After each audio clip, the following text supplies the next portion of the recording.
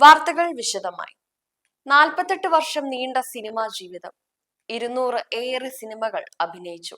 സാധാരണക്കാരന്റെ പ്രശ്നങ്ങൾ നർമ്മത്തിലൂടെ വെള്ളിത്തിരയിലേക്ക് എത്തുകയും മലയാളികളെ ഒന്നടങ്കം ചിരിപ്പിക്കുകയും ചിന്തിപ്പിക്കുകയും ചെയ്ത മലയാളത്തിന്റെ കലാപ്രതിഭയാണ് വിടവാങ്ങിയത്.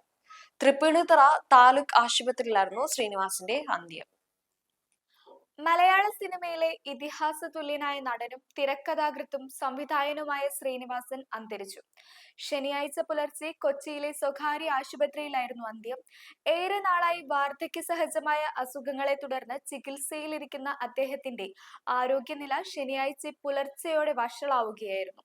ഡയാലിസിസിനായി ആശുപത്രിയിലേക്ക് കൊണ്ടുപോകുന്നതിനിടയിലാണ് അന്ത്യം സംഭവിച്ചതെന്ന് അടുത്ത ബന്ധുക്കൾ അറിയിച്ചു.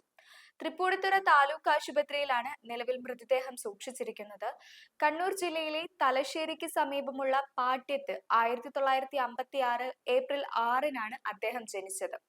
1976-ൽ P.A. ബക്കറിന്റെ മണിമുഴക്കം എന്ന ചിത്രത്തിലൂടെ സിനിമാ ലോകത്തിലേക്ക് എത്തിയ ശ്രീനിവാസൻ 48 വർഷം നീണ്ട തന്റെ കരിയറിൽ 200-ലധികം ചിത്രങ്ങളിൽ അഭിനയിച്ചു.